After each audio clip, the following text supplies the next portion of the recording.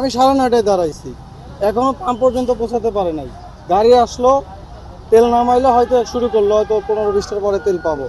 এভাবে চললে তো হবে না। যারা বাইক রাইডার তাদের জন্য খুবই কষ্ট, কারণ সকাল 7টা-8টা থেকে সিরিয়াল দিয়ে দুপুর পর্যন্ত তেল নিবে, তাহলে এরা কাজ করবে কখন?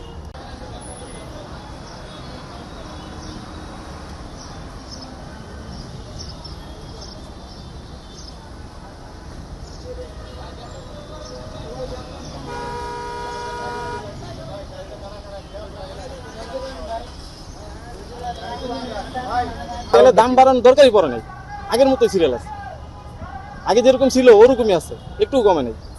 আগে ওই 11টার দিকে আসতাম, এখন ওরকমই। আপনি ওই জায়গায় গিয়ে দেখেন প্রায় আরো সিরিয়াল লম্বা, আর মনে হয় বাইক মনে হয় 100 বাইক বেশি আছে।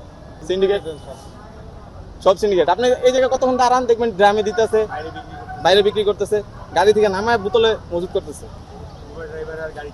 এই যে প্রাইভেট গুলোতেও আপনার অকটেন নিতেছে, গ্যাসের গাড়ি তো অকটেন নিতেছে, নিয়ে ওরাও বিক্রি করে, আমি নিজে কিনছি। না, আগের মতোই আছে সবকিছু।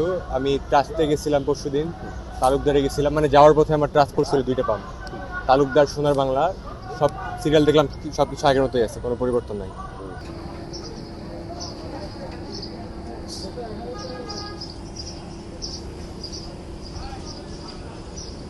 দাম বাড়ার সাথে সাথে কিছুটা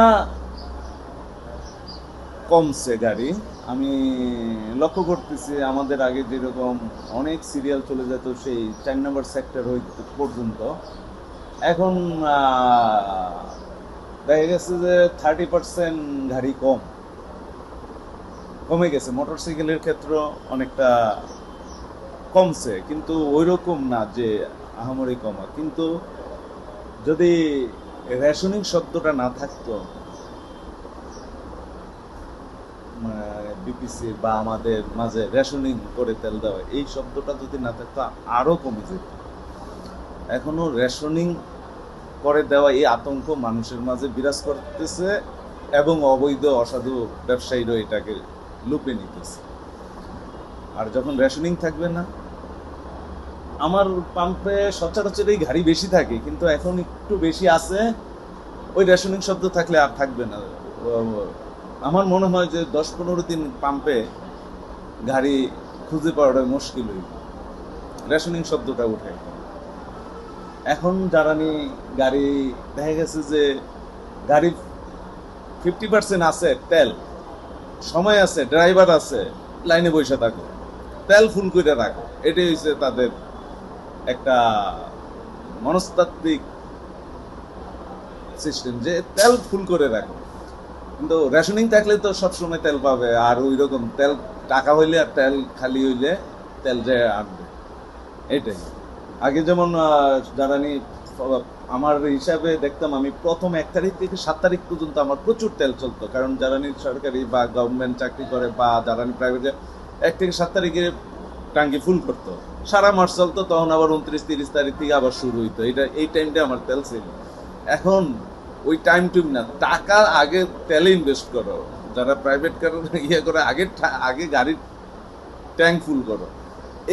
এই প্রক্রিয়াটা আছে বিদায়। যখন রেশনিং থাকবে না, নাম থাকবে না, তেল কম দেন, আমি কম দিলাম, এটা না, রেশনিং শব্দ থাকবে না, আমার মনে হয় আতঙ্ক উঠে যাবে।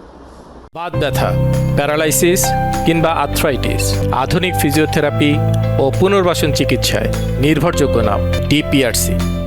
এটা ওই ক্ষেত্র, এটা কি মোটরসাইকেল এবং কি প্রাইভেট কারের ক্ষেত্রে। ইদানিং এখন আবার দেখা যাচ্ছে কিছু ডিজেলের গাড়ি আসে, বেশি আতঙ্কে থাকে। আমি আজকে 18,000 অকটেন পাইছি, 22,500 ডিজেল পাইছি। আপনি বেশ কিছুদিন আগে আমি 9,000 অকটেন পাইতাম, 9,000 ডিজেল পাইতাম। আস্তে আস্তে 13,500 অকটেন দিচ্ছে, 13,500 ডিজেল দিচ্ছে, 18,000 অকটেন হয়েছে, 22,500 ডিজেল হয়েছে।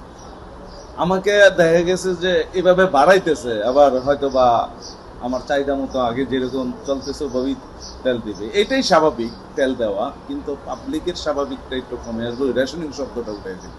এটা আমার বিশ্লেষণ, জানি না মানে অন্য কেউ হিসাব কি করছে, কিন্তু আমি আমার ফিল্ডে থেকে আমি যেটা দেখতেছি এই আতঙ্কটা কেটে যাবে।